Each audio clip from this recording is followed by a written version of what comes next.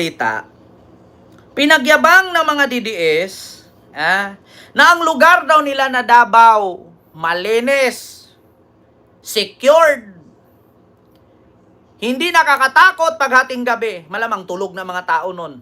Aswang lang naman ang gumagala nun. Malinis ang Davao. Pero mga kababayan, according sa balita na aking narinig at nakalap kanina-kanina lang, alam nyo ba? Safe daw ang Davao nung panahon ni Digong. Ito pakinggan ninyo mga kababayan. Safe nga ba? Wait lang pakinggan ninyo.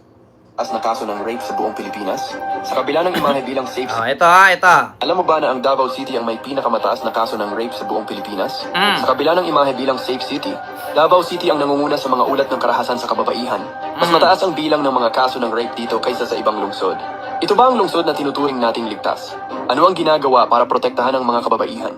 Duterte attempted to explain why Davao City recorded the highest number of rape cases in the country.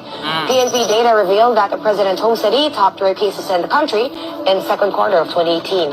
For Duterte, the explanation. Kita ninyo?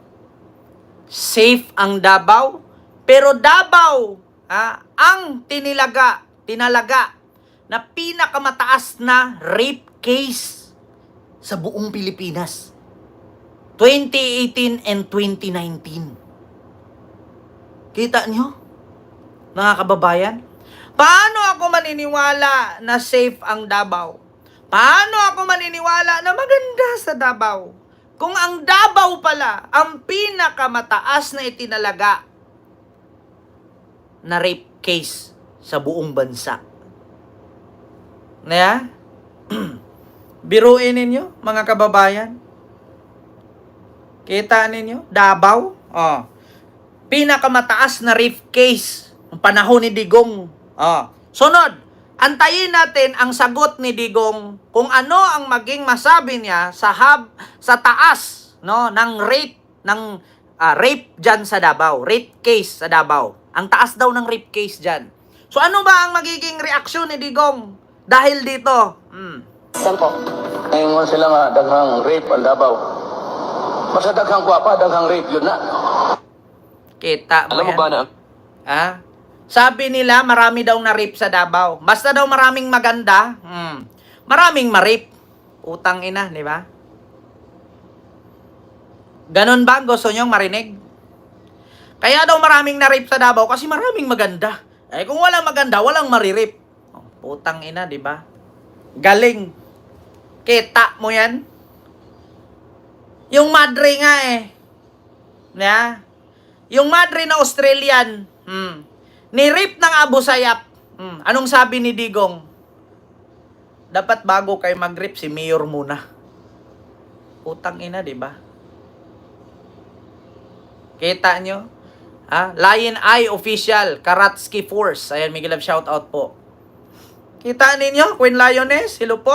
Si Risa Force, Ma'am Ginger T. Kita ninyo yan? Ibig sabihin daw kayo maraming na-rape kasi maraming maganda. Dito naman tayo. Sa sunod nitong isang reaksyonan din natin itong isa. Ito. Digong Madre ni-rape. Anong reaksyon ni Digong? Ganyan ang maganda, mga kababayan. Isa doon yung Living Minister na Australiana.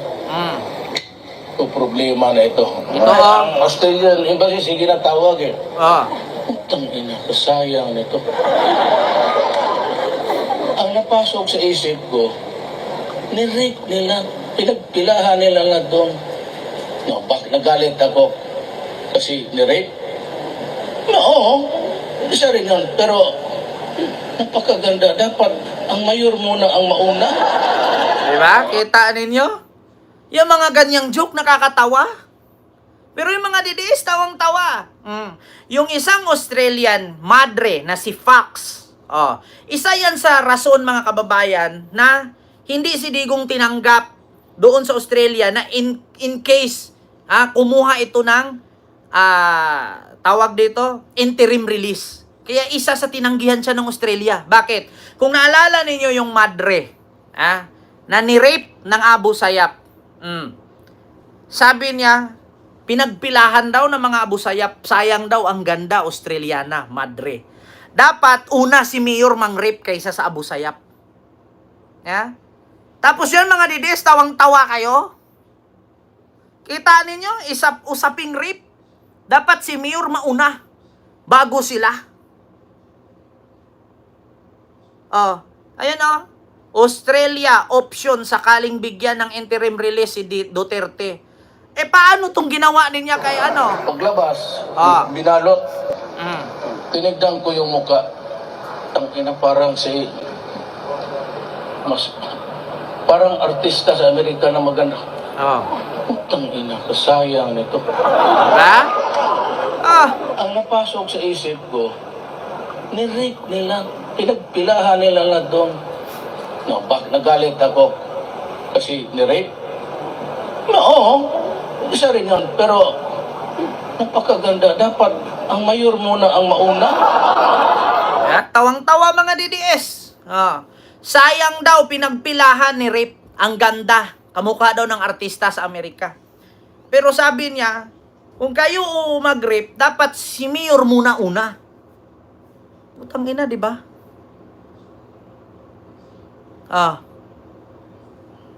Yan ang sinabi ko sa inyo mga kababayan. Paano yun ang sabing safety ang Davao? Kung mismo, Ma'am Rosana Ragudo, hello po. Kung mismo mga kababayan, ang mayor noon na si Duterte, walang pakialam. Ang sabi pa nga niya, pinagpilahan nila, dapat si mayor ang nauna. Tuwang-tuwa pa ang mga DDS na nanood. Samantalang si Vice, nag-play lang ng jet ski holiday. Ito Vice. Jet ski. Tragis galit na galit kayo. Nothing beats a jet ski holiday. Nothing beats a jet ski holiday. Right now, from Manila to West Philippine Sea by jet ski. Get unlimited waterboarding from Chinese vessels and free trip to The Hague by the ICC. Midnight, ilo po. Applies to EBS only. Biglawan and EBS are prohibited. Huwag niyo akong sabukan mga putang minay. Diba? Free daw, water cannon from the Chinese vessels. Ba't sila nagagalit doon? Totoo naman talaga binumba ng Chinese Coast Guard yung mga barko ng Pilipinas. Nakaraan nga lang, sa sobrang habulan nilang banggain ang barko ng Pilipinas, sila ni mismo nagbanggaan. Tapos ngayon, isinisi ng China. Kasalanan daw ng Pilipinas kung bakit nagbanggaan ang barko nila. Putang ina, kayo yung pumasok sa ACC ng Pilipinas or Economic Zone. Diba? Tapos Pilipinas pa ang naging kasalanan, di ba? Mga kababayan, biruin ninyo yan. Halimbawa ako, bakod ko yan. Bahay ko, 100 square meter na lupa. Meron akong aso. Yung aso ng kapitbahay ko at aso ng isa kong kapitbahay, dinumog ang aso ko. Ngayon, bago sila makapasok sa bakod ko may kuryente. Na kuryente ang dalawa nilang aso sa dalawa kong kapitbahay, kasalanan ng aso ko. Anong pinunta ninyo dyan sa bakod ko na may kuryente yan? Ando naman yung bakod ninyo. Tapos ang sisihin ngayon ng China dahil daw sa Pilipinas Coast Guard. Nasira ang barko at nagbanggaan. Putang ina kung hindi ba naman kay tanga. Minsan kasi mga Chinese hindi ko naman nila lahat. Lakihan nyo kasi yung mga mata ninyo. Sa sobrang singkit kaya ang layo-layo pa. Agresibo kayo. Singkit na nga yung mata ninyo. Susugod pa kayo. Ayun, nagbanggaan kayo ng mga animal kayo, di ba? Lakihan kasi yung mata ninyo. Sobrang singkit kasi. Singkit na nga, malayo pa. Nag-uunahan kayo. Di nagbanggaan kayo ngayon. Minsan, lakihan yung mga mata ninyo, mga animal kayo. Tapos ngayon, sa sobrang singkit, nagbanggaan kayo kapwa nyo Chinese, sisihin ninyo, Pilipinas. Di puga kayo, mga animal kayo. Lakihan yung mata ninyo. Mahilig kasi kayo mangdura. Kita nyo yung Chinese dun sa BGC. Kung sinapak siya nung Pilipino na, bodybuilder, di durog sana, pero dinura-duraan niya yung lalaki. Nakita niyo yon mga kababayan? Yung lalaki na Chinese, dinura-duraan niya yung Pinoy. Chinese. BGC, nandura. Kita nyo? Sakit na talaga ng mga Chinese to. Okay lang sana kung mandura. Ayan, Kung sino pa yung dayuhan, siya pa yung matapang. Kung sinapak siya niyang nag-bodybuilder na yan, durog mukha na. Kita nyo? Ako, subukan mo ko ganyan-ganyanin. Malamon mo talaga yung buong kamay ko sa bunganga mo, animal ka. Ako, sa totoo lang mga kababayan, lupa ko to, Pilipinas ito, tas ganyanin ako ng banyaga, ay putang ina mo. Dila mo lang walang latay sa akin, sinabi ko sa'yo. Malalamon mo yung buong kamay ko hanggang siko ko talaga. Subukan mo ko ganyan-ganyanin tapos dayuhan ka, ay di puga ka. Huwag nyo akong ganyanin. Sinabi ko, hindi ako loko-loko. Huwag mo akong ginaganyan. Hindi ako loko-loko. Kita ninyo? Mandudura pa yan. Duduraan pa niya yan. Kita nyo yan? Kung sinapak siya niyan, galing sa gym yan, nagbuhat yan tag 80 kilos, pag sinapak ka niyan, kay kabigat ng binuhat nun. May Chinese talagang uwi ng China, bungi. Ma'am Mirasol Manuel, maraming salamat sa yung 5 euro super sticker. Thank you so much po. 5 pound pala. Mega love shoutout po, salamat. Pag ako ginaganyan-ganyan ng mga dayuhan, not only for Chinese but also the Americans or whatsoever, ay sinabi ko sa inyo, Pilipinas, ito mga dipuga kayo. Lalong-lalo, ako po'y nananawagan dyan sa Palawan, Ito, ay sa Siargao. Ako po'y nananawagan dyan sa Siargao. Ako bilang isang content creator, bilang isang political vlogger, ako po'y nananawagan dyan sa pamahalaan ng Siargao. Pakidisiplina po. Pakidisiplina po ng mga Israeli dyan. Grabe ang babastos po. Sa mga nanunungkulan dyan sa Siargao, utang na loob, pakidisiplina po ng mga Israeli dyan. Sa Siargao. Hindi po maganda ang pakikitungo nila sa mga lokal dyan sa Siargao. Tandaan ninyo, dayuhan kayo dyan. Kung ako lang na-shoot dyan, pagsisilaban ko yung tinitirhan ninyo. Mga kababayan, ako nagsabi, sa mga hindi po nakakaalam, grabe po, kabastos ang mga Israeli national dyan sa Siargao. Ako po'y nananawagan sa mga nanunungkulan dyan, mga barangay opisyales and Siargao opisyales, pakidisiplina po ng mga Israeli dyan na halos sinakop na po nila yung lugar dyan sa Siargao. Dumami, parami na po sila ng parami dyan. Grabe po kabastos yung mga Israeli dyan. Pati yung mga Pilipino local dyan, binababoy nila. Totoo yan. Katulad nito, Chinese. Tingnan nyo, Israeli. Dapat nga, kaya nga galit na galit sa inyo yung mga taga-Gaza Ito, i-share. At least, nandito naman na tayo. Kita ninyo, mga kababayan. Mga bastos. O po'y nananawagan sa mga nanunungkulan dyan sa Siargao. Uproar in Siargao. Umuugong ang mga reklamo laban sa ilang Israeli tourists sa Siargao. Hindi raw maganda ang kanilang inaasal sa isla. Narito ang agenda report ni Hannah Ting. Mga Israeli dyan sa Siargao. Masyadong disrespectful ang ilang Israeli tourists sa Siargao. Yan ang reklamo ng mga lokal doon matapos ang di umano'y harassment at discrimination na naranasan nila sa mga nasabing turista. Diba? Ang ilang miyembro ng LGBTQ+ community nakaranas pa raw ng verbal harassment na umabot pa sa aggressive action gaya ng pamamato sa mga trans women doon. Diba? Sa ngayon, deleted ng Facebook post. Sinabi ng isang concerned citizen na grabe ang harassment na dinanas nila at imbis na mag-sorry ang mga Israeli, lalo pa raw nito pinalala ang sitwasyon. Kita Maging ninyo. business owners, nagreklamo rin daw sa mistreatment nila sa mga staff na anyay balakid sa kanilang operations. Nagbibigay kasi ng false negative reviews ang mga nasabing turista online kapag kinakausap daw sila. Para sa isa pang netizen, economic sabotage na ito at abuso ng Israeli tourists.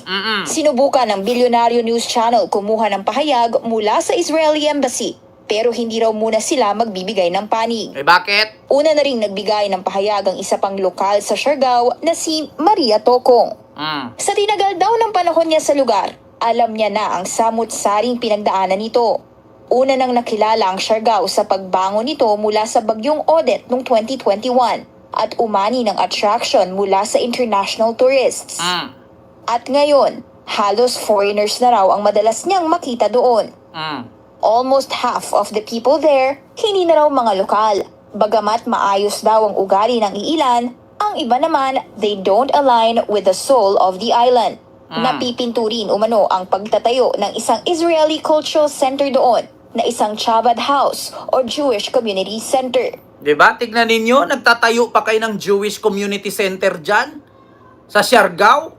Tapos halos kalahati daw ng mga nakatira dyan sa Siargao, hindi na daw lokal, kundi mga Jewish na daw, mga Israeli. Bakit hindi alam to ng gobyerno ng Pilipinas? Bakit ganun? Magkano ba ang binayad para dumami ang mga yan?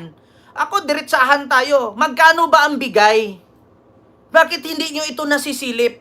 Sa loob ng katagal-tagal na panahon, ganyan kabastos ang mga Israeli dyan sa Siargao.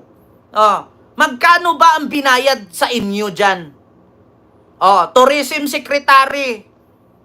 Baka naman, kaya nga dapat palitan ka na ni Charo Santos eh. Yeah? Magkano ba ang bigay? Kahit ka mag-anak ko yung asawa mo, ewan ko sa'yo. Ay, yung anak, ikaw pala mismo. Yeah? Magkano ba ang bigay? Nagtanong lang naman, hindi naman ako nag-issue. Nagtanong lang, bakit ganun? Hinahayaan ninyo na yung mga Israeli national dyan sa Siargao, halos kalahati na po ng population dyan, puro na mga dayuhan. Diba?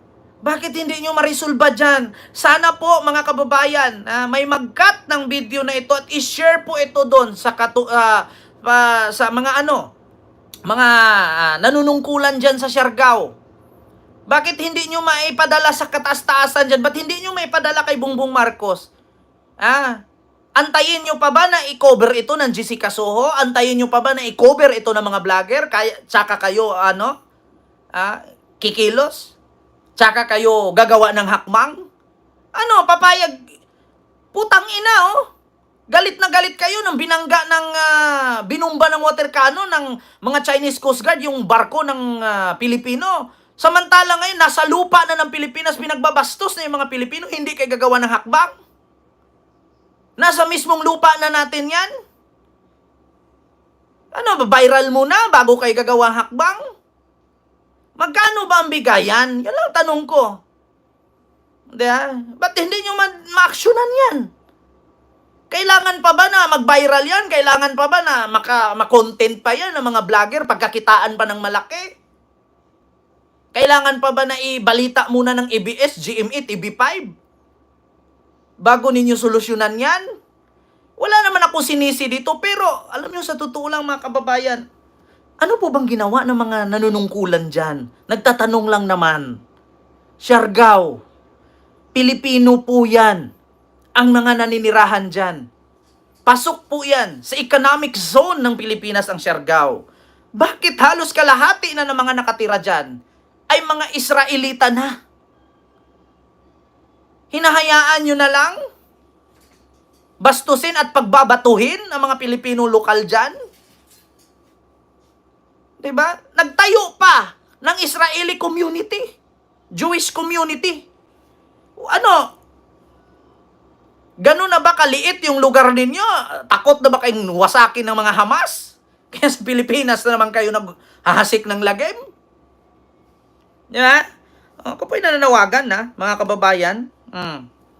Sunod, ito na, mga kababayan. Diyos mio marimar. Yun lang. Sana po, mga kababayan, ako po'y nananawagan, lalong-lalo na sa Presidente ng Pilipinas, kay PBBM, at sa mga kinauukulan, pakibigay aksyon po ang ginawa po ng mga Israeli national dyan sa Siargao. Hindi po maganda yan. Magkano po ba ang bigayan? Kung bakit ganun, wala man lang aksyon. So yun lang mga kababayan. Dito tayo. Speaking of tourist.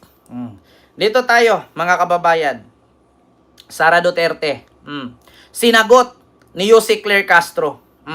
Kasi ang sabi dito mga kababayan, sabi ni Jose Claire, hindi sagot ang pagbabiyahe kung may problema ang bansa. Sabi kasi ni Sara, ang kanya daw pagtatravel sa ibang bansa, ang kanyang pagbabiyahe sa ibang bansa, part daw yan ng trabaho niya bilang Vice President. Kasi alam niyo kung bakit mga kababayan, ang